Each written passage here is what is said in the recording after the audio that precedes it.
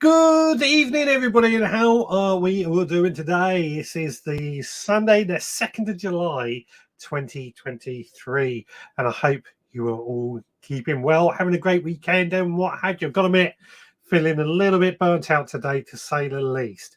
But we'll get into that a little bit later on.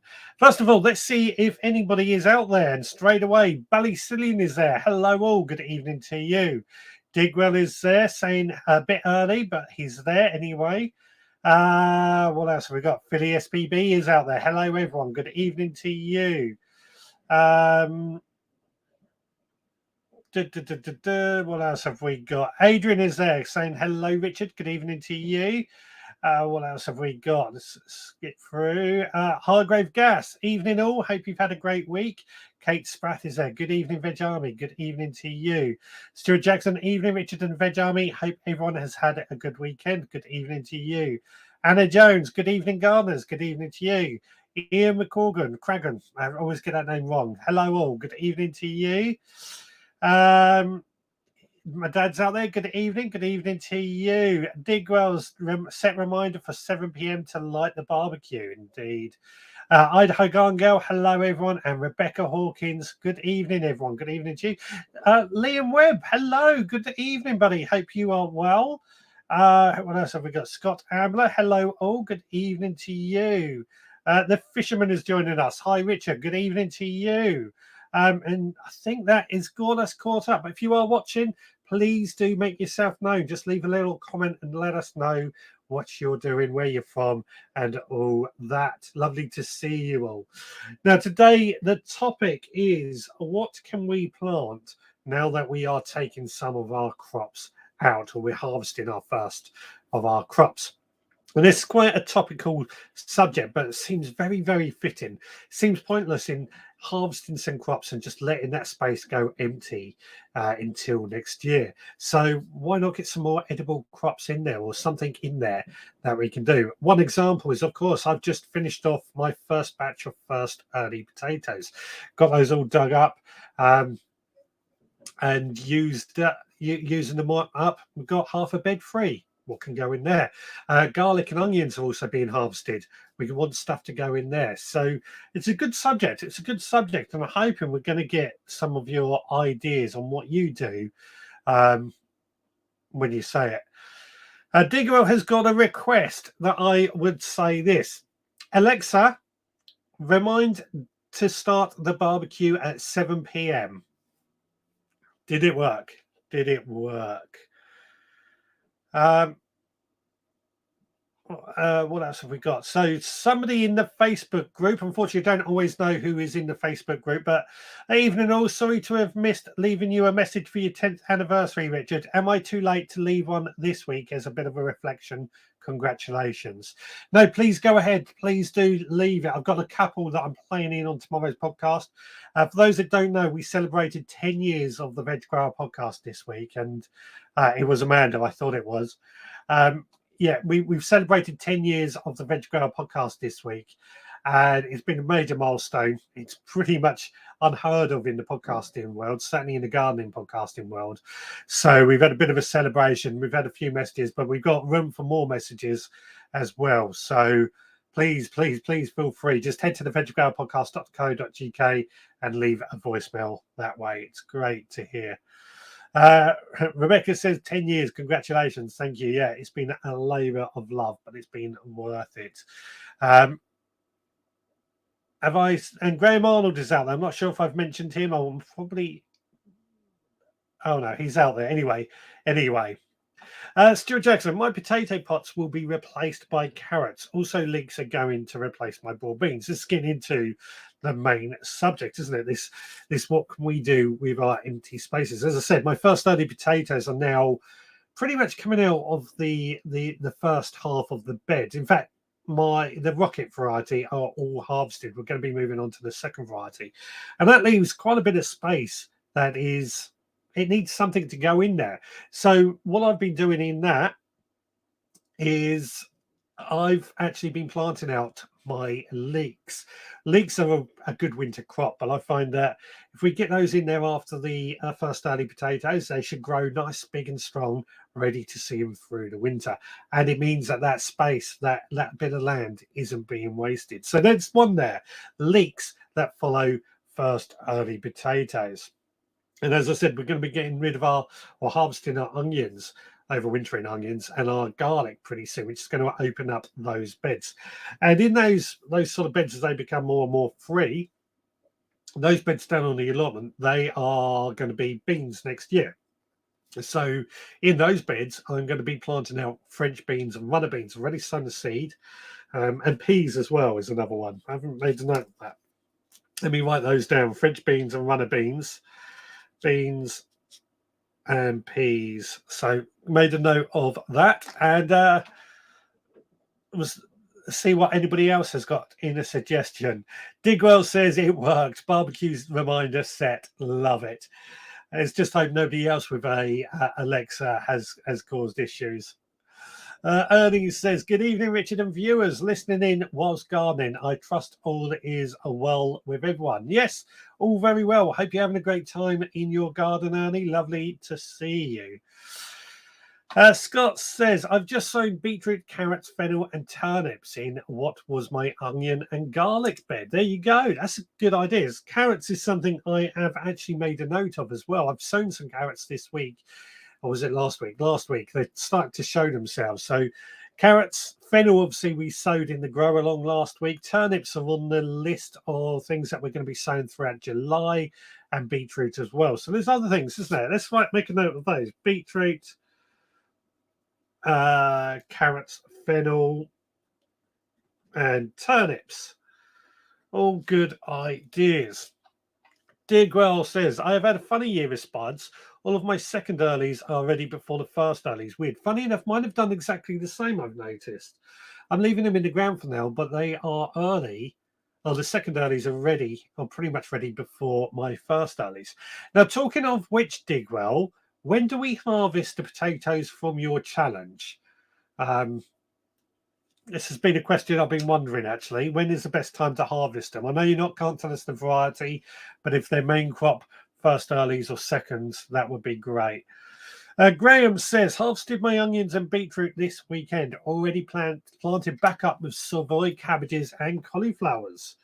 Yeah, cabbages and cauliflowers. Actually, that brings me on to something else, because as my potatoes come out over the winter and next year, they're going to be my brassica bed. So as they come out, I am going to be planting in, along with leeks, but cabbages, cauliflowers, turnips, kale. Let's make a note of kale, and as well as, I think that is it. Turnips, swede.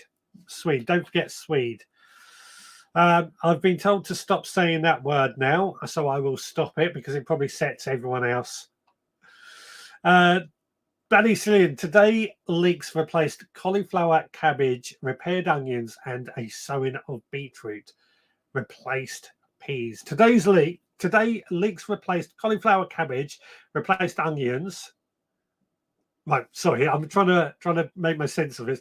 Today, leeks have replaced cauliflowers, cabbage have replaced onions, and a sowing of beetroot has replaced peas. In fact, peas are starting to go over now, aren't they? The first sowings. Kate says, I'm potting the trial amaranth seedlings from the Heritage Seed Library in my garlic beds. They have been harvested. Super happy with my garlic. I have to say, there was a good picture of that in the group. Amaranth. I'm going to make a note of that because that sounds like a good one as well. Why not? And indeed, why not? Chili Phil says that his you know what is set to light a barbecue now. You are welcome. You are welcome. I had a friend of mine who has a book on Amazon. He asked that person to buy the book when doing a live stream, and everyone ended up having that book in their basket. I'm not going to do it because I'm not that evil until I get my own book, that is. Turbo Stream saying, good evening, Veg podcasters from the great border city of Carlisle. Just popped in to say hello. Hope you're having a great time up in Carlisle, Adrian. You're up near my in-laws at the moment, funnily enough. Digwell, the SSSPC 2023 potatoes are main crop spud. Take the flowers off. There we go. I know there's a few people who asked me what they were. They're main crops, so we won't harvest those till later on in the year. We'll see. We'll see what happens. Kate says, Digwell, have you asked the Alexa to fart? I've never been mature enough to not find it funny when she does. You can have some laugh with those things, can't you? Hi, everyone. We are here but knackered after running a 100th birthday party for our scout group this afternoon. Get the barbecue going, Chili. I know we got a reminder. So, yeah, let's carry on with this. As I said, as my potatoes come out, I am planting up with my winter crops. This is obviously going to be my cabbages, my cauliflowers, my kales, my turnips, my swede, my leeks. They're all going to be going into those beds as they become more and more available. So the seeds are sown, as you've been seeing in some of the grow alongs. We've got those waiting in the background, ready for the next stage. And then as our garlic and our onions come out, they're going to be beans, runner beans, French beans, peas, in order to start with that. And then as we've got the brassica beds, as we're harvesting all the extra cabbages out of there, the cabbages, the cauliflowers, the broccoli, that's leaving those beds to be available. Now they are going to be for planting out our garlic and our onions, but that's not going to be till September, so we've got a couple of months. So what we need in there is a couple of plants, a couple of vegetables that are quick growing and quick harvesting. So in there I'm going to be planting out some radish, some lettuce, and beetroot possibly as well, just so that they are in constant use. There's nothing worse than having some empty spaces, is there? So that's another thing that I'm going to be successionally sowing. Now, a lot of it I do find when it comes to successional sowing, it's all about thinking ahead. So I've always tried to sow seeds in advance so that as soon as the crop comes out, I can pop the young plants back in. So lettuce, we try and do those in plug plants. I've got something to show you about plug plants later on, but they will then go on into, as they grow up, they get into pots and then they go straight in once the cabbages are empty. And that continues on right throughout the year. You know, I do believe successional sowing is integral in order to try and keep our food source coming in. Stuart Jackson says his garlic at home was very small, but school garlic was much bigger. I will replace the school crop with carrots and leeks. So carrots and leeks are on that list. Good idea. Good idea. I've had the same thing with my garlic at home. That's been small, but down on the allotment, it's been great. So I know exactly how you mean. Turbo Stream, have been to the Solway Coast, Keswick and Penrith, having roast veggies for my plot in a bit. How lovely. How lovely. We had a roast dinner tonight. It's absolutely delicious. Nicola, evening Richard and all. Sorry, my time keeping out again. No problem. No problem. You're here now. Owen says you can also sow kohlrabi around this time of year as well. Kohlrabi, indeed you can. That's one I'm going to add to this list. Kohlrabi. Interesting one, kohlrabi. I actually prefer it over turnips. It grows pretty quick. It's an ugly looking fruit, but I think it is quite tasty. So definitely got that down on the list. Ballycillian, and not to forget, never leave a bed empty and end of season green manure. Thank you. I've got green manures on my list as well, Ballycillian. Yes, idea is that I try, it's not easy, but I try and never leave a bed empty. And green manures are something that I tend to try and sow a lot of. I've got some right here. These are field beans. So they're like a legume, a bean that we sow. I've got some Phacelia somewhere as well, which is one of my favourite ones. Mustard is a green manure. Whole big wide range of green manures. There's some that can be sown spring, summer, autumn, winter. Huge wide range of green manures, and they are there. They're not really an edible crop, although some you can eat, but they are there to either not leave your bed being empty, so it helps with weed control. It helps as a adding nutrients into the soil.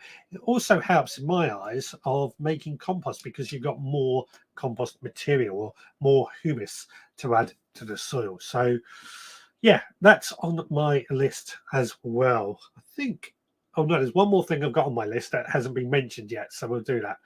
Off topic, but I once changed the A word to the C word, and I had to change it back because every time I watched Star Trek, it went mad and told me I could have been down to the planet. Yeah, I changed mine to the C word for that same reason. So I don't have one in here anymore. I used to have one in here, but yeah, watching Star Trek, I can see that being a problem.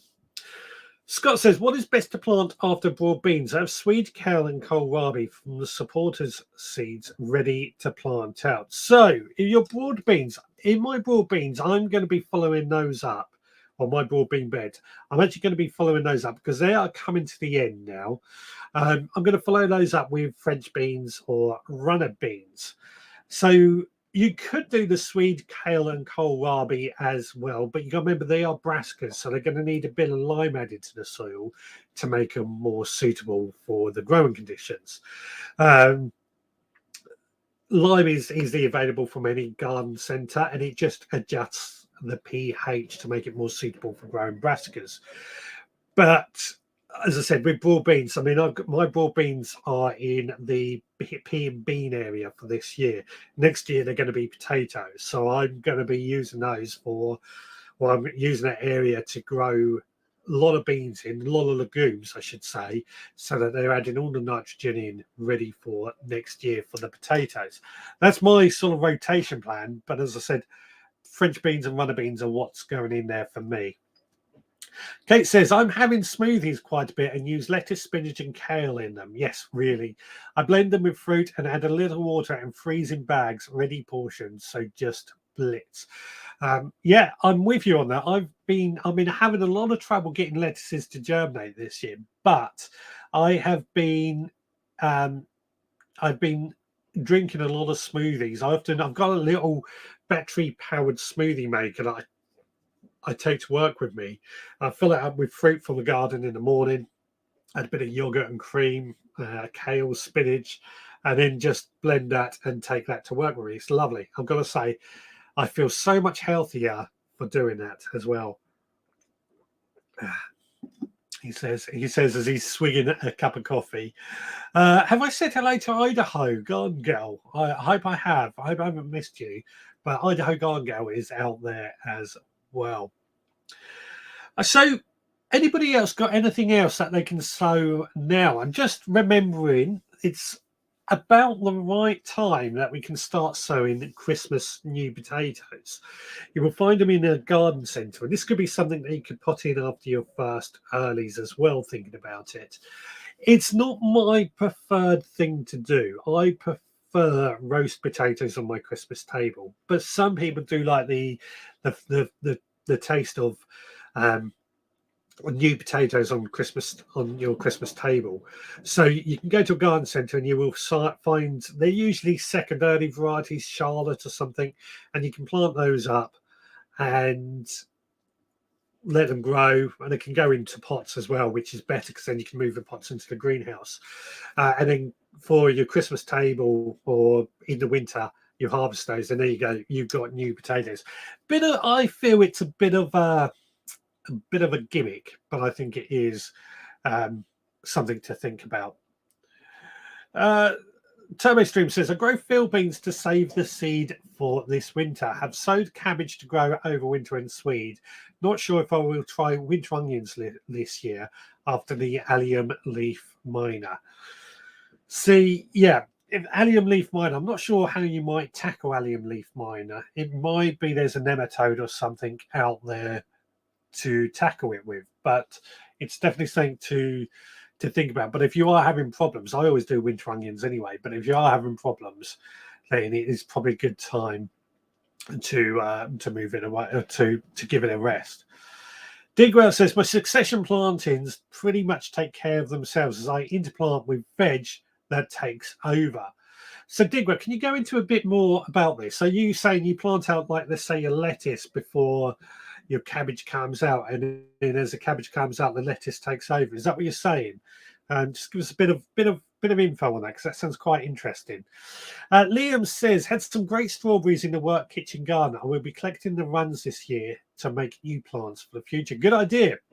Liam, I saw at Gardeners World Live earlier a few weeks ago. It's all blurred into at the moment. I'll get into that in a moment. But he looks after a stately home up north somewhere, and has been looking after the kitchen garden up there. Strawberry runners, absolutely. I've got strawberries in my greenhouse, and I'm looking at taking those runners to get some more plants for next year, so that we can get lots and lots of lots of strawberry plants and lots and lots of strawberries next year. Kate says, would you say cabbages directly now for winter or in trays first? I personally would plant them in trays ready to go in. But that's because I've got a very hard clay soil, and anything I sow in the ground does really struggle to germinate. So even with plenty of compost added, just by starting them off in trays and plug plants, which is something I do quite often, just makes it a little bit easier, more likely that they're going to germinate. And then I can always plant them out at the right spacing later on. Scott says, I have my fingers crossed that this year will be the first time I have successfully grown sprouts for Christmas. I was looking at my sprouts earlier. I've got actual sprouts showing, which I'm a little bit like, that's really early for sprouts. But they are there. They are there. Owen says, I've had a lot of people say that they prefer the taste of field beans to broad beans. I've never grown a green manure crop before. Might start with the field beans and get an edible crop out of it. I know you can eat the tips of the field beans, but I don't know about the beans themselves. But if anybody has any experience on that, let us know. But I do know people do cut off the tips and use those as a leafy green. As for the beans themselves, no idea.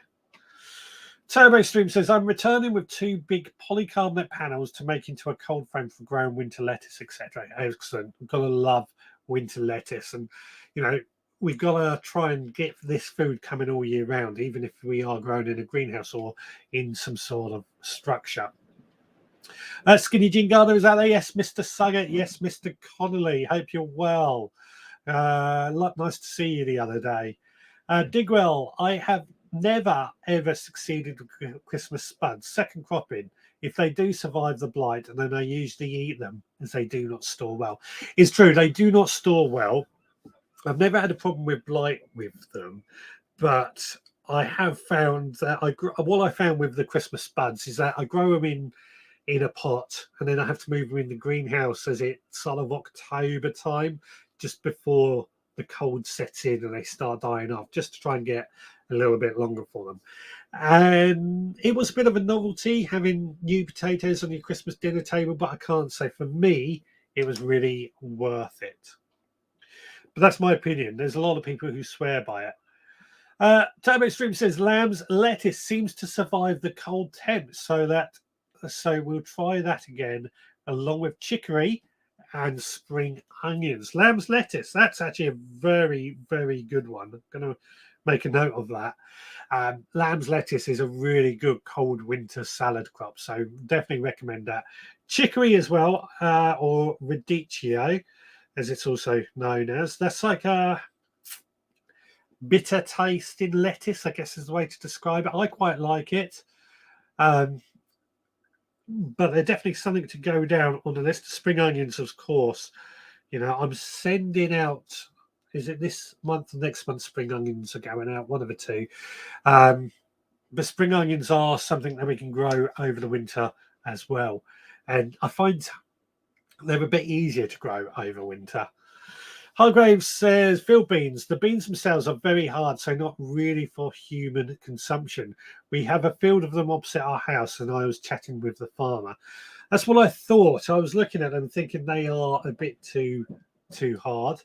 But the tips on field beans are good in the stir fry. I've harvested the field beans, so report back on the taste. Yeah, I do know the tips of them are edible. So, as I said, I've got all these field beans to sow. I will be sowing those a lot over the winter months. Jenny says, I don't really have empty beds as I'm growing in a polyculture style, all mixed together and seems to be doing well. I recently planted quinoa, beans, tomatoes, squash, bulb, fennel, and chives. That's a lot, isn't it? That's a lot, isn't it? But yeah, a polyculture style. I like it. I like it.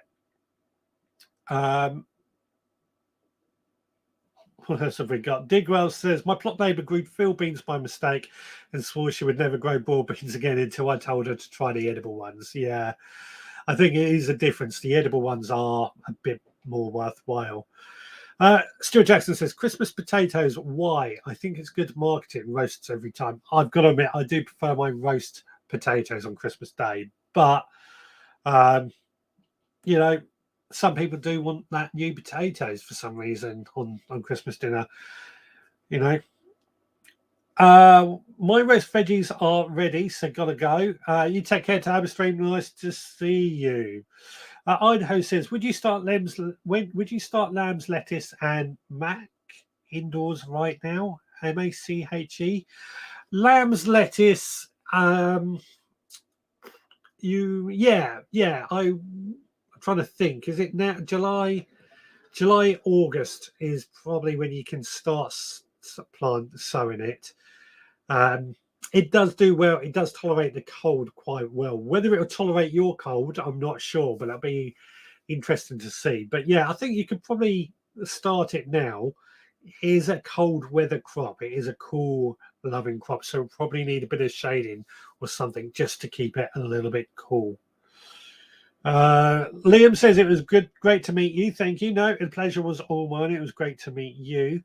Jenny says winter crops will go in with the other growing veg. As the season's slow, I will sow green manure around the plants that are still growing. Yeah, I mean, I'm all about the winter veg at the moment and getting those ready to go. But as the season slows, green manures are absolutely one of my favorite, especially when you start getting into that sort of September, October time when beds are becoming more and more empty and there's less things that you can sow. That's the ideal time, I feel, for green manures. That way your beds are never empty and there's always something growing. Jenny says, new potatoes for potato salad with leftovers on Boxing Day is lovely. You make a good point there. You can't argue with that. New potatoes for potato salad for leftovers. Yeah. Very good point. Very good point. I never thought of that. Am I correct to say it is too warm for spinach sowing? I think again, it's about shading it out. I think you can get away with it. Give it a try. Give it a try. Just remember, it is a cool crop, so it does need a bit of shade and a bit of coolness about it to try and get the most out of it. Spinach really doesn't like to be getting hot, and that's why we tend to get them bolt just before midsummer. Liam says a great lettuce to grow through the winter. Through the winter to the early spring is Arctic King. Yes, that there's Marvel of four seasons as well. So I'm a big lover of lettuce. If I can just get them to grow this year, for some reason lettuce just isn't growing. Digwell says, I'm growing mustard as a green manure on a few beds this winter. It is supposed to cleanse the ground of pests with the chemicals produced. Yes, I have heard that, and I've grown mustard. It's also good at depleting nutrients out of the soil, just to warn you. So if you want to grow, let's say, a wildflower garden, you would sow mustard down before as a green manure to get rid of all the nutrients, to make the soil poorer before sowing your wildflower seeds. But it does cleanse the soil. I've heard that something about it does cleanse the soil of pests. Whether it works with slugs or snails or not is a question to answer. Idaho says, I think just to provide fresh potatoes for a Christmas meal is a wonderful thought. It will be a subject of conversation for sure. And that's exactly it. It is a bit of a conversation piece to be able to have new potatoes on your table for Christmas dinner that you've grown yourself as well. Sorry, having to have a swig. I'm a little bit thirsty today. Scott says green manures will be a good future topic, not used them before. It is actually on the list for green manures. That is one of the things on the list.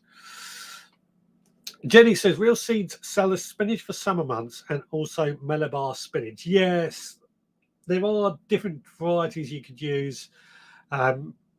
Tree spinach is another example. I mean, you need it grown beforehand, but it copes better with the warm weather. I think Malabar and tree spinach are two of the same thing. I'm not sure on that actually, but Malabar is a one tree spinach. Sorry, can get quite big if you can grow it. Digwell says I would wait a good few weeks for the next sowings of spinach and oriental greens like pak choi. Yeah. I mean, I'd agree. I'd just hold off for a little bit, but again, if you can keep it somewhere cool and shaded, you might get away with it. But successional sowing is actually probably the good point to make off. Now, successional sowing is something I try and practice with my salad leaves. Now, if it works, that is. So my medium veggie pod, I've divided into 4 areas. And what I would do is every few weeks, each corner, I would sow a few of our salad leaf seeds. And I would wait 2-3 weeks and then I would sow the next lot. By that point, the first lot is up and growing. And then 2-3 weeks later, I would then sow in the third corner, by which point we're eating the first lot and the second lot is up and growing. And 2-3 weeks later, the fourth area is sown, which is just as the first lot is finishing.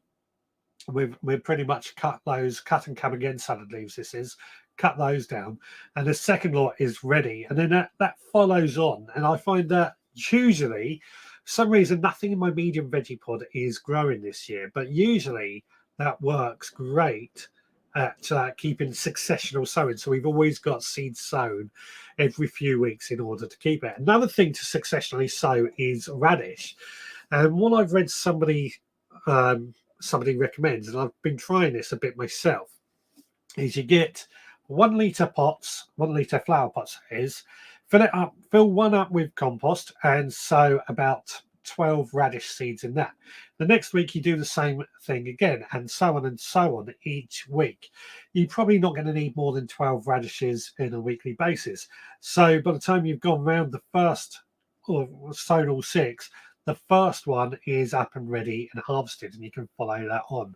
So lots of things going on there. Lots of a successional sowing works nicely like that. Stuart Jackson says, I must say the Supporters Club seeds have been 100% germination lettuce. So thank you, Richard. You're welcome. They are fresh seeds. They pretty much straight to me, straight to you sort of thing. I keep so they're not hanging around on shelves for months on end. And Liam says, I'm really excited. I'm going to do the no-dig course with Charles Dowding this July. It's a weekend course. You're going to have a lot of fun. He's very, very, very good at talking and learning is the way I would say it. I think the best way to say it. He's very, knows what he's talking about. You'll have a lot of fun.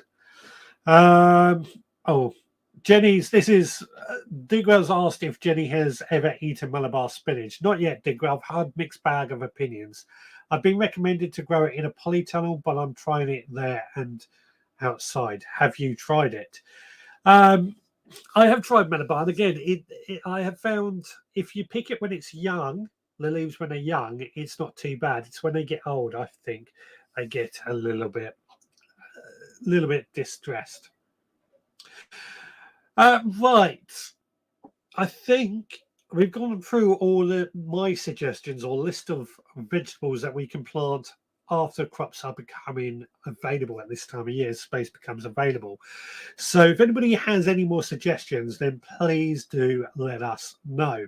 Now, as I said, I'm feeling a bit burnt out today, so I haven't been able to make a grow along video. We were going to do the chives, but we'll talk about that a little bit later on. I haven't been able to make the photo video either, but what I thought we'll do is if I bring up this page, we'll actually start going through some of the photos that we have got here. So first of all, this is Stuart Jackson. Let me just check that's working for you guys. Yeah, Stuart Jackson. These are his red currants and his black currants that he has been harvesting this week, and he says he's getting quite a few of them, which is great. Red currants and black currants are very much in flavor in favor at the moment. I've got quite a few on my allotment. Tanya has harvested some of her fast early potatoes. We've been talking about this, so she's going to be following that up with other things, I suppose. And this is her allotment. Looks great, doesn't it? Is that an allotment or a garden, actually? One of the two. Sweet corn leeks, all growing really, really well, it has to be said. So lots going on there. What else have we got? Oh, the chilies are there, and they have been, this is their first of the month plot photo. I've completely forgot about it. Looks great, doesn't it? It certainly is full of life. I like the little hoop tunnel they have over on the left hand side. I'm going to have to try and find out where to get that from, because that's a good size, and it looks like it's got zips for easy access, which would be great for me. What else have we got? Let's keep going. There's lots of obviously conversation going on. Kate has harvested her rainbow carrots. Look great, don't they? Good size. They look very flavourful. Starting to get a little bit hairy around the sides, I'm noticing, which is a sign they're going to be putting up a flower spike soon. So good job on harvesting them before that. But yeah, they look great. They look absolutely great. Nice, good colours. Do love some rainbow carrots. There, we'll ignore that. Chili Phil, this has been a raised bed at the front of his house full of chilies, and that looks like strulch as a mulch as well. Again, this is what I like to see, using every bit of space that we have available to grow more things. And at the front of a house, having chilies grown there, fantastic, fantastic, it has to be said. They look good, healthy plants as well. They're doing really, really well. This is Digwell Steve's, his plot photo for the month. Looks really, really good. So much life going on, so many plants. It looks fantastic. What else have we got? So Kate, she mentioned her garlic earlier. This is what she has been harvesting, and again, looks absolutely fantastic. Some good good size bulb on that, actually. Very good size bulb on that. I think this is elephant garlic, if I remember correctly. But she did say that was her first day down the allotment without a walking stick as well. So very, very pleased of that too. Steve has been sharing this. You may think this is a corner of a lettuce, but it's just a tip of an iceberg. Bit of a play on the words there, but you know, we like these sort of humorous things that come up every now and then.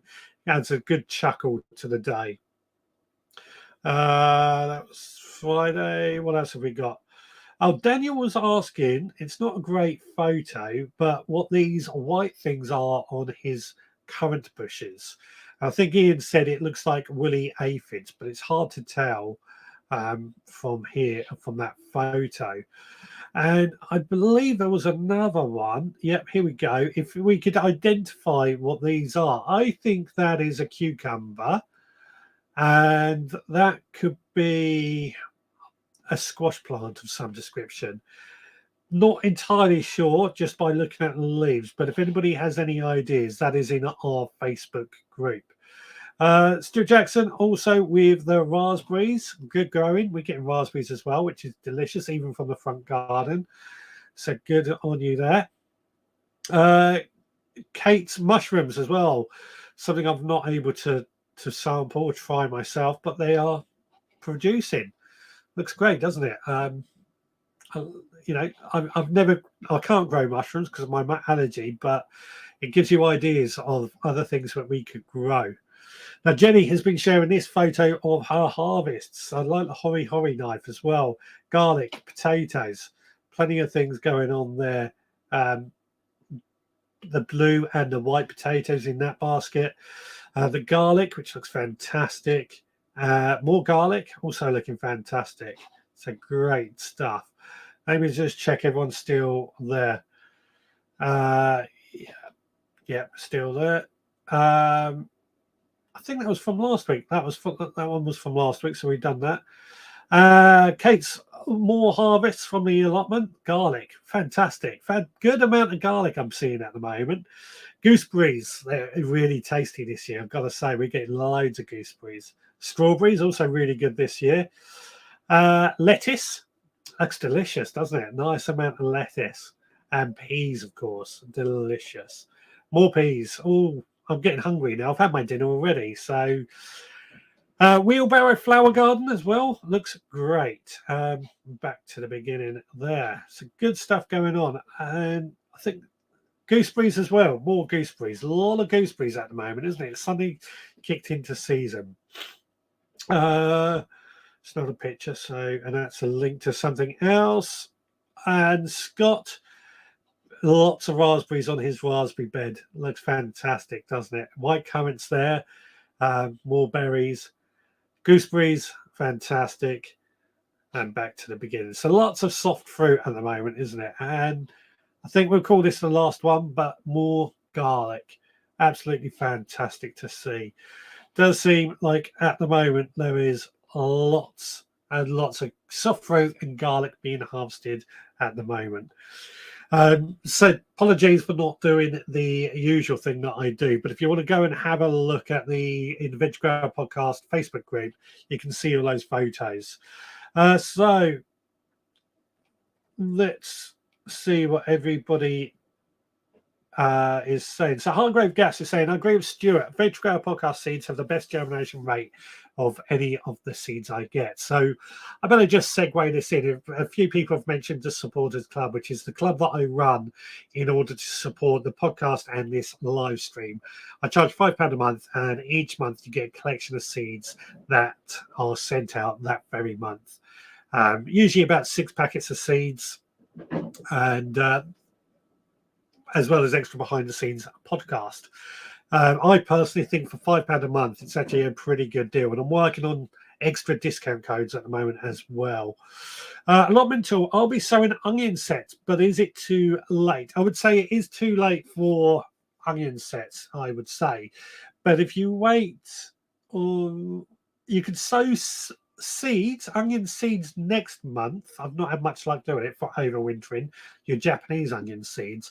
But in September, you can start planting out. It's only 2 months away. Start planting out onion sets as well. Digwell's talking about Malabar spinach that tastes like a rubbery green leaf. So interesting to try. Idaho likes the rainbow carrots. Indeed, they were good, weren't they? Rebecca says, lovely photos. Yeah, there's some great photos in there, I've got to say. Please do go check them out. Don't forget, you can send your photos to me via email as well, richard@veggrowerpodcast.co.uk, or you can send them to me via email if you're not on Facebook. Chili Cake says, a brassica cage is 3 meters by 1.5 by 1.5 from Garden Skill. Very happy with it so far. Yeah, it looks a good size. There's nothing more annoying than the ones that are too low or too difficult to access. What else? I think Daniel's second photo is butternut squash, says Amanda. It could be. Thinking about it, it could be butternut squash. It's hard to tell from the photos, but it could be. It could be. Kate says those mushrooms look amazing. Indeed, to Kate, the other Kate, that yeah, they are good. I mean, as I said, I can't grow them myself, but I love to see how people do grow them and how people can grow them. Great picture again this week. Well done all. Liam says great picture. Kate says fab photos, guys. Idaho says a couple of years ago I had a volunteer raspberry bush begin growing in my front flower bed. I just got a first small crop of berries from it last week. They're always the best, aren't they? When you don't plant it, they just seem to appear. Is it only me that the peas never get into the kitchen? I seem to pick them, but when I go to cook them, I can't find them. No, you're not the only one. I've been poor pea germination this year, but the ones that I have been getting have been great. Anna Jones says that was wonderful, fantastic photos. Yeah, please do go check out the photos. Love all the pictures. Everybody says Idaho, indeed. Now I've been saying that I'm feeling a little bit burnt out today, which is why I'm behind with the pictures and everything, and I do apologise for that. But the reason being, I've had a pretty hectic week. First of all, obviously, I put the podcast out on Monday night, and because it was our 10-year anniversary, I had to keep redoing it, re-recording, re-editing. I eventually got that finished about 1 o'clock in the morning. So I was late for that, which is my own fault. Don't get me wrong. That's my own fault. And then obviously been at work on every day except Wednesday. But Wednesday, I was back up at the NEC for a garden trade show called Glee. Now, you may have heard about this on other channels and things like that. Glee is basically, it's a garden trade show. It's where a lot of garden centres will go to find what they're going to sell next year, products to have in their garden centres for next year. And it's also been opening it up for things like landscape gardeners to go along and find products that they can start using as well, be it your compost suppliers, your stone suppliers and tools and things like that. It's a big show. It is a big show. And I went up there on Wednesday, met up with Lee. We got there about 9 o'clock in the morning, just as it opened. We worked the system around and we went up and down around all the stalls, trying to chat to as many stall holders as possible to try and find out what they're doing. Some people were quite engaging, some weren't engaging, but it ended up that we got quite a few contacts, learned a few things, and spoke to lots of people. Had a really good day, it's got to be said. But I eventually left, I think it was, I don't know, probably about 8 o'clock at night. Got home 10 o'clock at night after a long old day, and I haven't really, until today, I haven't really recovered from it. But that's why I'm a little bit burnt out. There was a lot of products that were on embargo that I'm not allowed to talk about because they're not released for the public just yet. But we did have the chance to play around with quite a few tools and things like that. There's one particular, as I said with Lee, he said it on his podcast, funny enough. There was a range of kids' garden tools which looked quite decent from the outset, but Lee was playing with them and ended up breaking one. Nothing too serious, but it was enough for us to sort of say, if that's going to be for a kid's garden, it needs to be stronger. But it was overall good day out. We made a few more contacts, which is always going to be a good thing. And I've discovered a few products. You may have seen some this sort of pile building up here of things that we're finding. But one of you guys actually mentioned this to me on this live show. It's crushed whelk shells in this bag here. And we use this as like a mulch on the surface to, as mulches do, retain moisture. But it creates, because it's crushed whelk shells, it creates an area where slugs and snails apparently won't cross over it either. And it can be quite a thick mulch. You can also obviously use it as ground cover or drainage in the bottom of pots and things like that. It's very, very interesting in terrariums as well.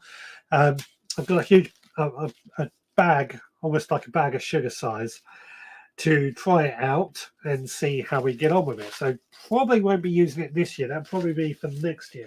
But it gave us the chance to find out how we get on and see how we get it. As I said, one of you guys recommended it to me, and I'd love to find out if it actually works. Well, we're going to find out. This item came in from a stall, and it took me a while to work out what it was. It's a little garden hoe, like a thread hoe. So you go into the garden like that, and two ends, the big end and the small end. I've left the cover on it. Thought that was an interesting idea. A bit like an onion hoe, but a bit different. Probably won't be able to do a whole allotment unless you break it down in small bits. But I like the idea of it. These are only some of the things that I'm allowed to talk about, I should explain. There's a lot more things that I'm not allowed to talk about. A lot of queer compost companies out there this year, which so we think we're going to start seeing a lot more queer products on the market next year. That's our sort of prediction. But then there was this item which I saw out of the corner of my eye and had to go and grab. It's a plug plant trainer. So the idea being, you fill that up with compost, you then push it down with that, which creates a little indent in the compost to sow seeds, and then you let your plants or your seedlings germinate and they grow on. This holds water on the bottom, so it acts as like a wick. But then when you want to take your plugs out and get them planted up into something bigger, you push these sides in, it falls down, it pushes all the little plugs out. I'm looking forward to trying that out and see how it gets on. And that was something that I really liked the idea of, because I do like growing a lot of plants from plug plants. I mentioned it earlier. So that's something I'm going to be trialing and see what happens. Back to the comments quickly. Rebecca says, anyone off to Hampton Court this week? I'd love to go, but not sorted anything as yet. I would love to go. I just haven't been able to. I'm on call next weekend, so I couldn't go at the weekend. And I've had too much time off for garden things off work. So it's a bit difficult, but I would be looking at getting to Hampton Court next year, hopefully. Rebecca says, I really like Shell on Earth. It makes your plants look neat and tidy as well.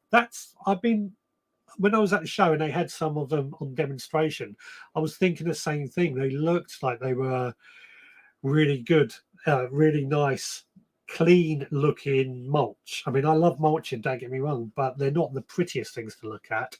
Shell on Earth looks like quite clean, I saw. Stuart Jackson says, the shells work really well. I use them around soft flowers. Well worth the money. Fantastic. So I will try and get a discount code for those at some point then. Holograve, I've 2 of those plug planters. They are great. Use them for all my tomatoes and chilies. Fantastic. I think they might have been on the market for a while. I just saw them literally walking past this stall, which was sort of at the end where I got the impression they weren't getting a huge amount of passing traffic. And I saw it and I went over and chatted with them and I thought, that's a great idea. So I'm looking forward to trying that out. I think it was the company called Agelian who make, Agelian. They do the same company as this Fredho. They also do nematodes and things like that. So that's interesting thing as well. Where's my mouse? There. Barleysian. I thought them for starting my onion seeds, these plug plants. So they seem to be very popular, these plug things. And Kate says, I'll be very interested in that plug plant trainer. Yep, I will see what I can do, Kate, because my initial thought on that is it's going to be a good thing, but I've yet to try it. But if Hargrave and Ballycillian are speaking quite highly of them, it'll be great. It's already put it on a good start, hasn't it? Idaho plug trainer, very interesting. Yeah, you can see why as I passed it, I liked the look of it. Agralian's plug trainer. Yes, it is Agralian's. I've got the actual box here. It's endorsed by the RHS, I've just noticed as well. So, yeah, I'm hoping it's going to prove good. If I can just get that to stand up now. I'll sort that out later.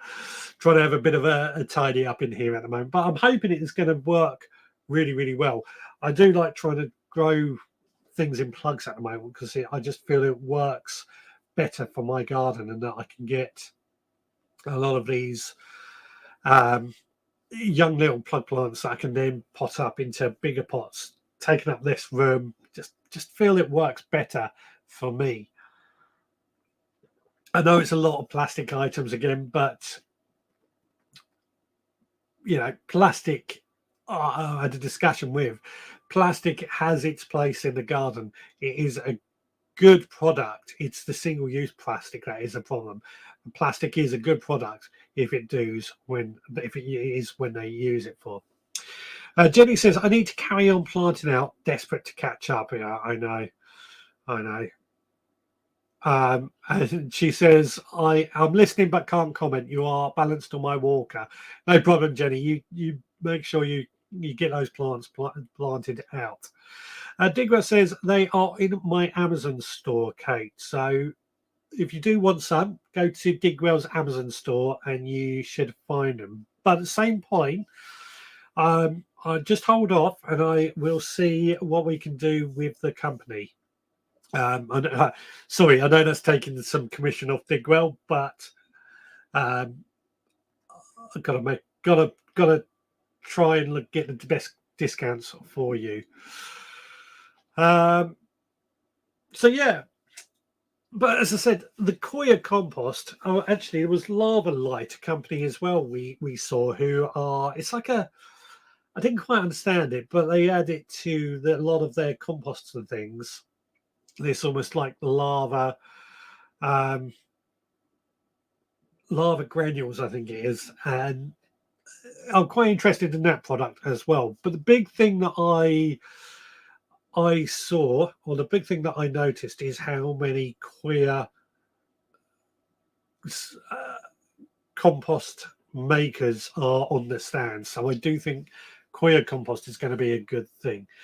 And I know we've had a lot of trouble with compost this year. I've spoke to quite a few brands about that as well. And I even showed them some of the videos or photos that you guys have been sending in. Even with some of the big names that were guilty of that, and complained about it, and sort of said, this isn't good enough. It's not good enough, and they didn't like it. But I showed them the proof, and they couldn't disagree with me. We've got to let them know when these bad things happen. But the Koya compost, because of how it's manufactured, there are less bad things in with it. Now, I know some people have had mixed results with Koya, quite rightly, and I can see why. But it's definitely something to think about. In fact, on that note, Digwell's just said, I find that Koya dries out so fast, not a good option for water saving. Now, I find that interesting because I've not found that it dries out. It looks like it's dry on the very top layer, but when I dug down, I found that it's actually very, very moist. I will admit, in the potato test, it's not doing as good as the Dalefoot, the woolen compost, or even the Supergrow compost. But I don't find it dries out too fast. But something to think about, isn't it? And as I said, I think next year there is going to be a lot of Koya composts on the market because they seem to be very popular. Anne has joined. Hello, hope you are well. Have yourself a rest, Richard. Have yourself a rest, Richard. You deserve it after 10 years. It's only a day or two. I'll be fine. I've got to carry on. Hopefully next year I'll get a holiday. This is all I can say. Volcanic ash and Koya, lava light. Yeah, volcanic ash and Koya, a bit of a mixture going on there. Kate says, I found the Koya wasn't great for seedlings, dried out really fast. So I've not found that. Again, I'll come back. I've not used it for seedlings, I'll be honest with you, but I have got the Koya seedling stuff, so I'm looking forward to trying that out. Rebecca says, I feel we've moved sideways with Koya, not forward. Yeah, I mean, I think the trouble is peat has now been banned. We cannot get peat. Well, Has it banned? Is it completely banned? It's certainly not becoming available. So we've got to find the replacement, and Koya is supposedly replacement, but a lot of people are comparing it to peat, and I don't think we can do that. I think we've just got to try and find out what is best for us. 7 p.m. time to start the barbecue. I fancy a barbecue now, but I'm full after roast beef. Stuart, the Koya compost is very dry, but what about the air miles it takes to get it to the UK? So again, I'm going to get a company on to talk about this on the podcast, so I won't go into that. But my understanding is it's shipped, and because it's shipped in large quantities and compacted down, it's less travel. But I do agree, it's still miles to get it to here and all that pollution. Obviously, green waste compost is something that we could be doing here. And then the question is it better to ship Koya compost rather than dig up peat bogs? You know, again, that's something I know a lot of people would debate, but I think it's worth bearing in mind. Andrew says, I agree with Anna. 10 years is a great achievement. Thank you. Thank you. I'm very proud of myself for 10 years. Kate says, everyone get your barbecues going. Yeah, I'm just thinking about getting mine going, but I won't. I will say that all compost companies need to put some work in as 3 different types. There's 3 green waste, we've got farmyard waste, Koya, wool. I think there's more than 3 different types that I can think of. Green waste, farmyard waste, Koya, woolen compost, and I'm sure there's going to be more. Stuart Jackson says, I've used 3 different types of compost this year. All have been very poor, but thanks to the group, I have found a good one. Again, it's all down to the batch I've discovered, because I remember there was one video, I think it was Kate, who shared a video of a particular brand of compost that I also opened up at the same time. And mine was fine, but Kate's was full of absolute rubbish. Digwell's barbecue has started. Excellent. I don't care for the Koya, but I have a lot of compressed bricks to keep a stock of something on hand in case I can't find my favorite seed starting mix. Yeah, I've got the same sort of thing. I've got these compost bricks at hand, just ready for use. Digwell says only 0.15 of UK peat bogs are used for peat extraction. A bit of an eye opener. It is. It's the fact that we're mining it at a rate that it doesn't recover from.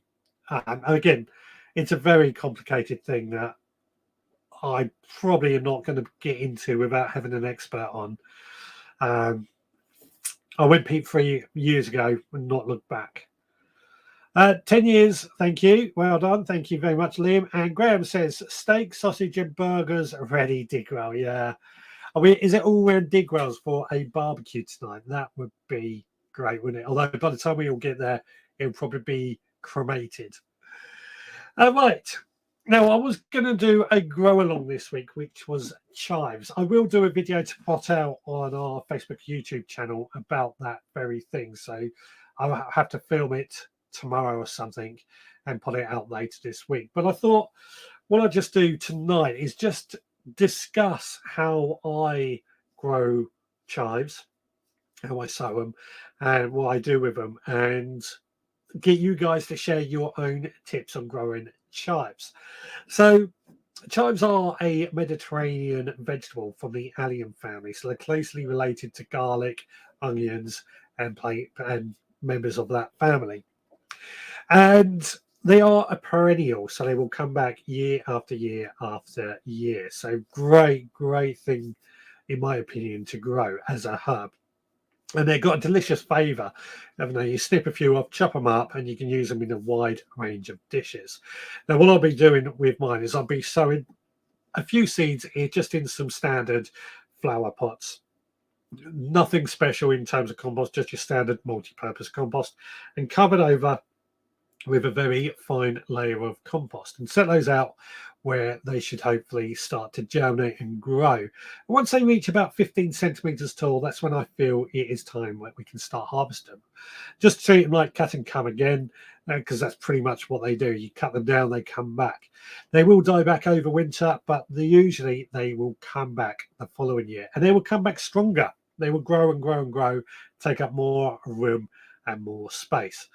As easy as that, really, to grow. They don't need much in the way of care. Good watering, keep them weed free, of course. Feed in good balanced fertilizer or chicken manure pellets, because they are a leafy green, is something that I like to use. Keep the soil moist, of course, but they can tolerate a bit of drying out. But what I've seen recently, and I don't know if anybody else has done this, is I've seen people actually plant some chives in with their vegetable plants as a way of keeping slugs and snails away from their crops. And this got me thinking, because I've never known chives to be attacked by slugs or snails. I've never even seen slugs or snails on chives.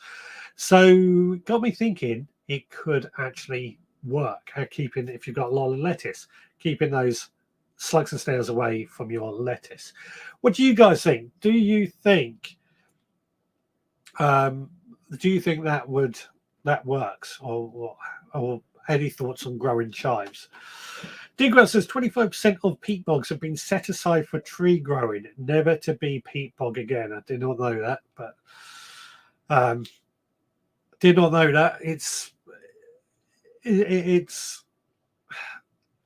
and Ballysin says, what about all the peat bogs that were drained for farming? Exactly. You know, it's a very difficult thing to get into. All I would say, my stance on it is that I do want to see peat bogs remain peat bogs, because it's a natural habitat.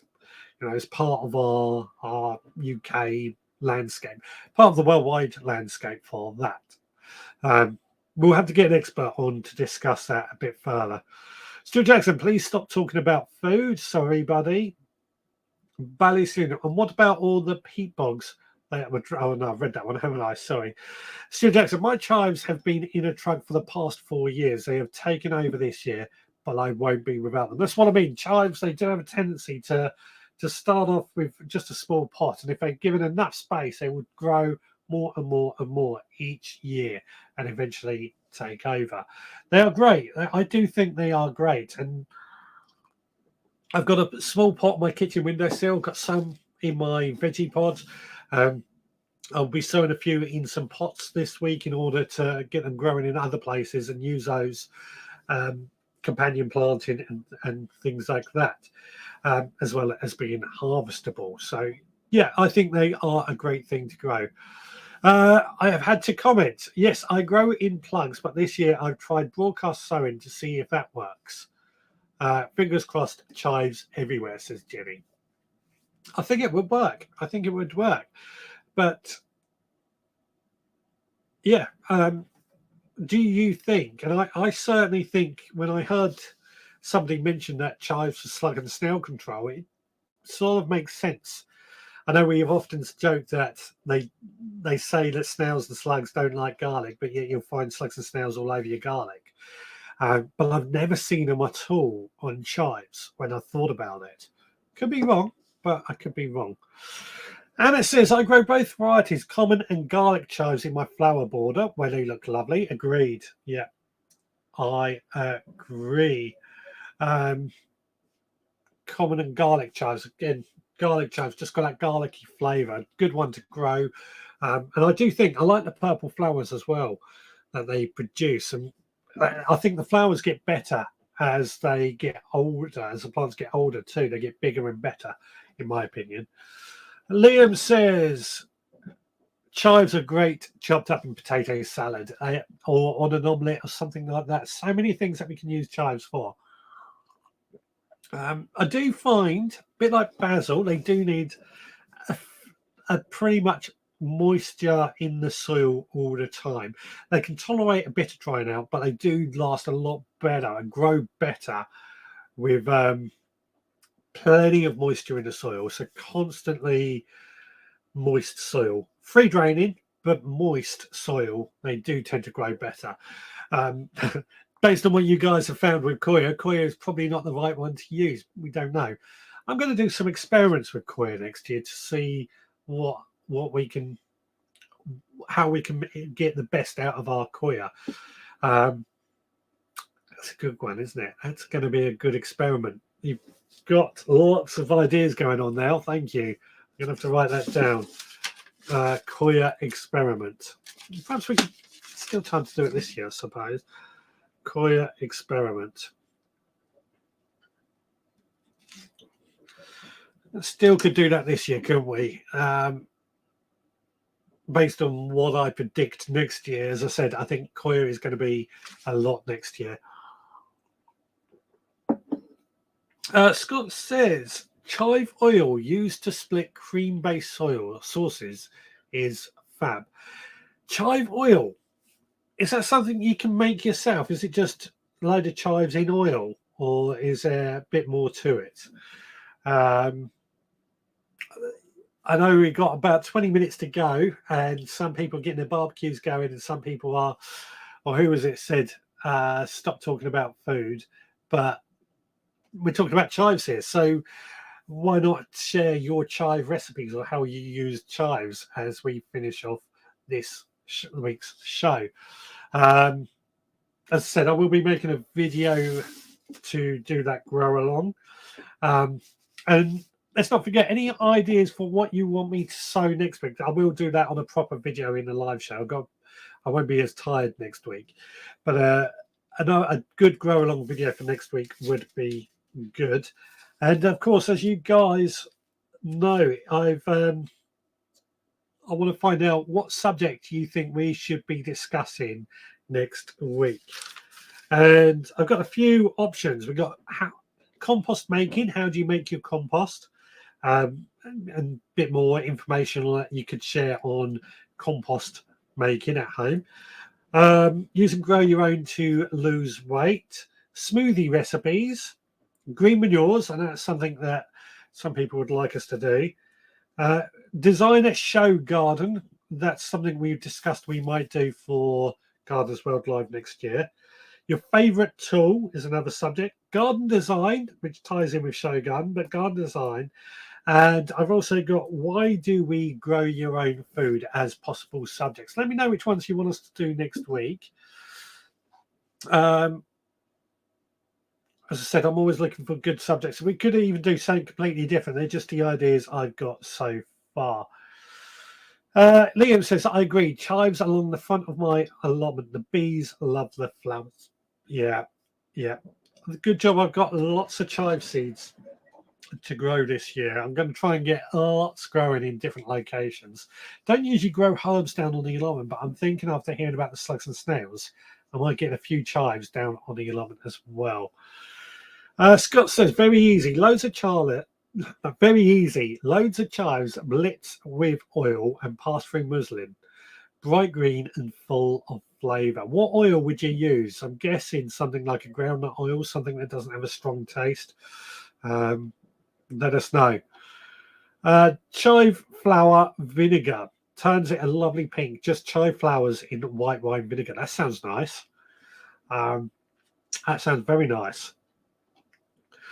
Chives grow nice along the edge of allotments and the bees love the flowers. Yeah. That's why I'm thinking I need to grow a lot of chives in order to do what I want to do. I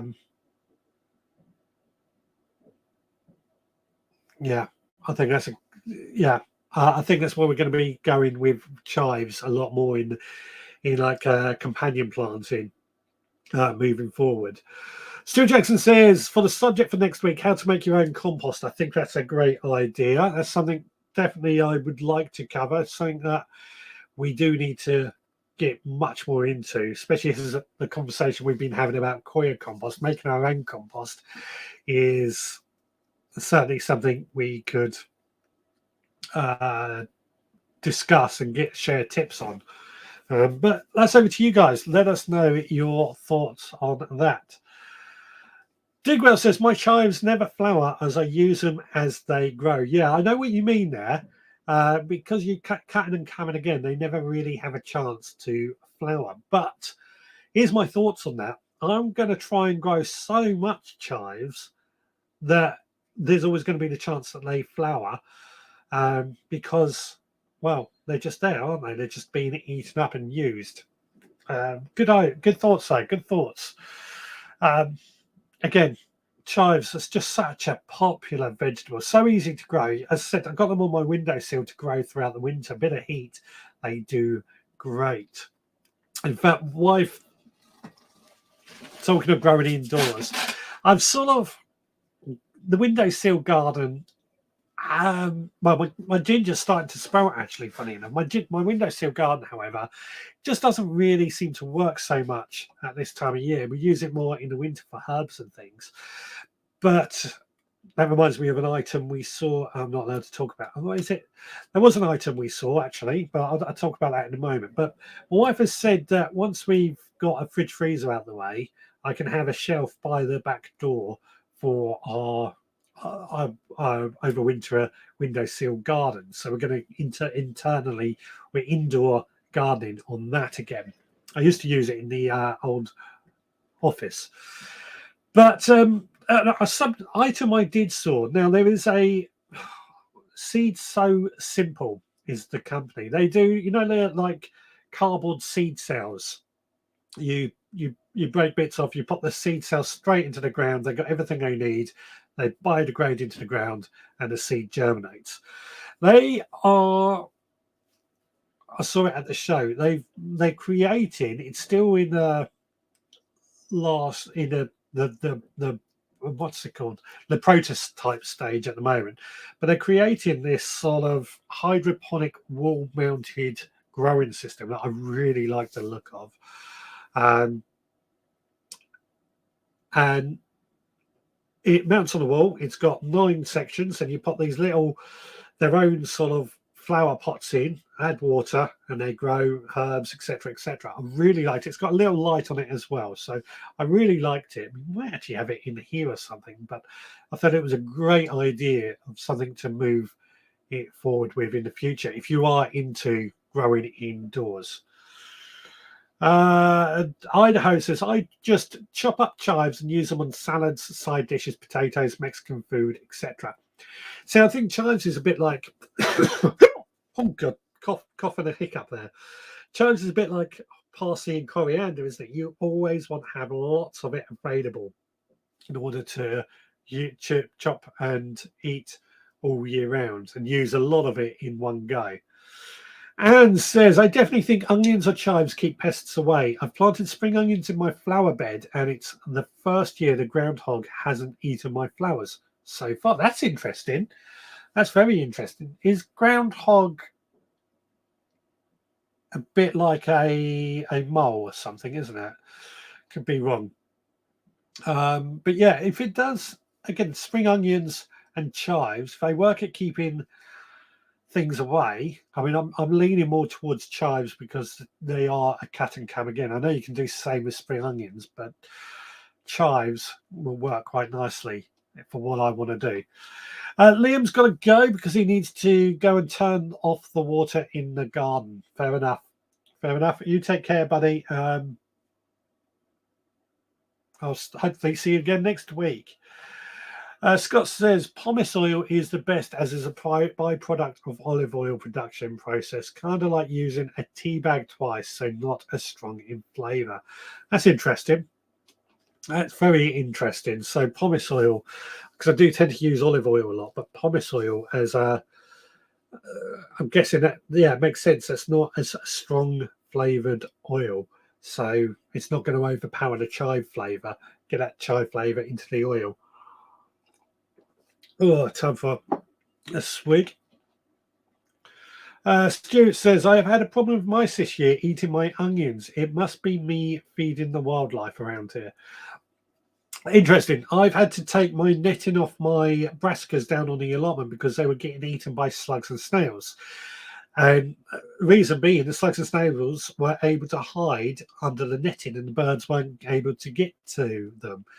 So I think it's a good thing for feeding wildlife, but you need to, for the mice, you need to bring in the predators You need to get the not the vultures, the hawks and the falcons in.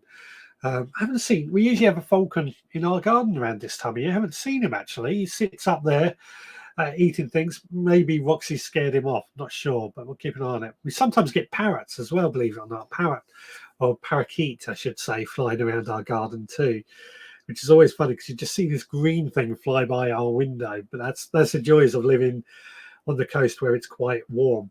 Parakeets, great thing, great thing. Have I done everything? Have I gone through everything that I can think of today? Let's just recap. So, things that we want to. The main subject for this week has been what can we plant as our crops are coming out, and we said our potatoes, first early potatoes are coming empty. Our onions and garlic are coming up. It's broad beans are going to be coming up. There may be peas that are coming up. So those are becoming empty. So what can we do to fill those? So leeks are the first thing I've written down because they've gone in.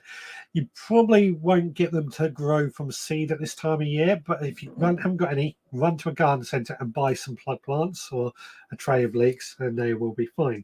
Lettuce, we can sow those seeds in order to get those going. The one I've got written down, I don't think was mentioned, was squash plants as well, pumpkins and butternut squash and things like that. You would need them growing. You can still sow some of the seeds thinking about it, but they take up quite a bit of space and they will fill up your beds nicely. Squash plants are one of my favorite, it has to be said. Carrots, obviously you can still sow those seeds. Radish, still sow those seeds. French beans and runner beans, you can still sow those seeds as well. Peas, still sow those. Beetroot, still sow those. Fennel, yep, you can do those. Turnips, cabbage, cauliflower, kale, kohlrabi, lamb's lettuce, chicory/radicchio, spring onions, and amaranth. Now, all those you can sow those seeds right now. I'm not sure about amaranth, but I'm pretty sure you can. But get those sown, and as your plants come empty out, get those in. So that should give you plenty to keep you going and moving forward.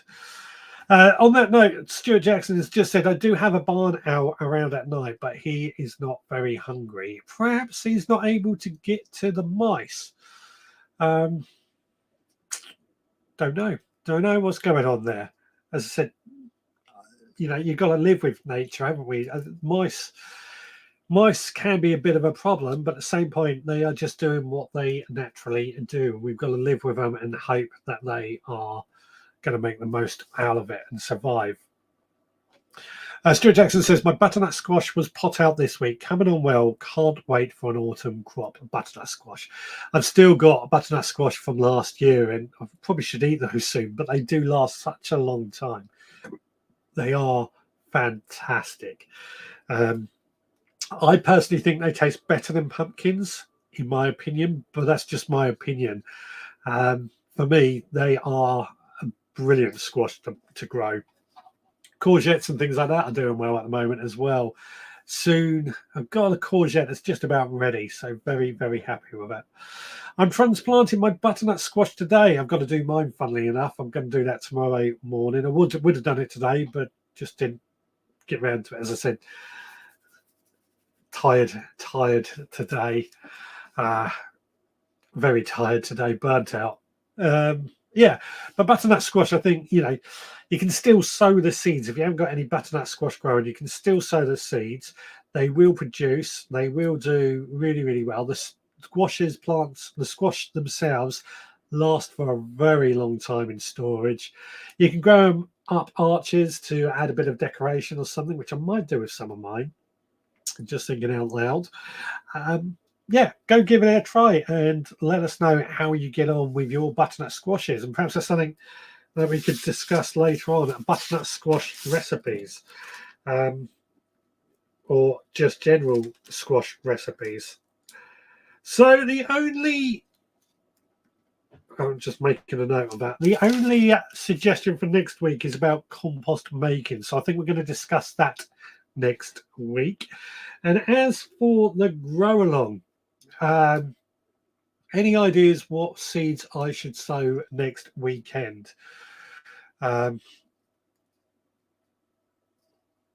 let us know. Digwell says my courgette video featured on Suttons is doing well. That reminds me, I did put a link out. If you haven't seen it, I every so often I get a email from Suttons that they're using some article or podcast of mine.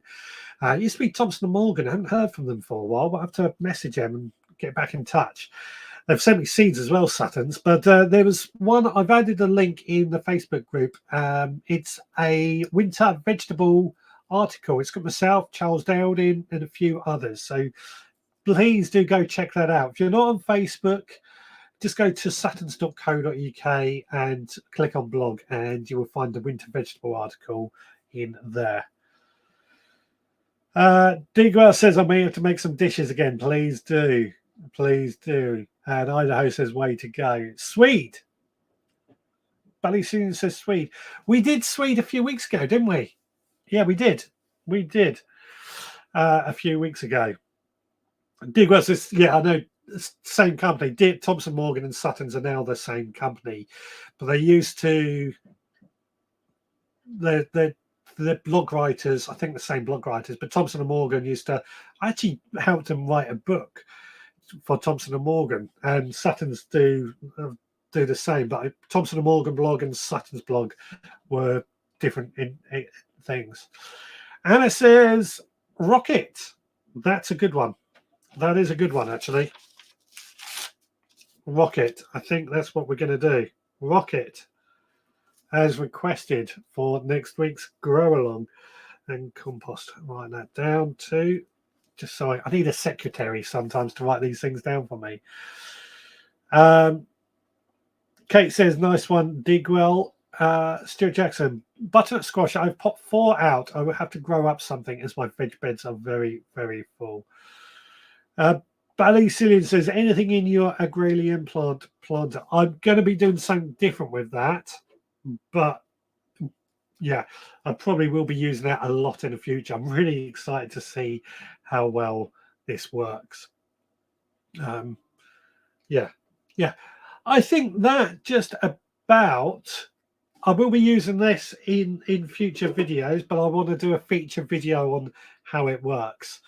My worry is if I do something, I mean, Rocket's quite quick, isn't it? So we could do Rocket. But my worry, no, I'm going to stick with what I had in my plans. But I will be using that in the future. Don't get me wrong.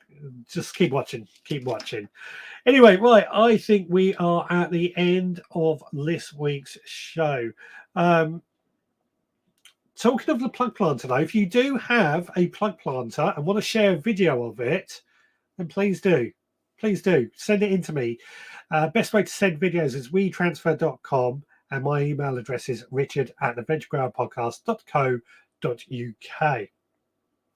Well, guys, I am going to wrap up and get some sleep. But we will be back again next week at 6 p.m. and we will do it all again. And as I said, compost making. How do you make your compost?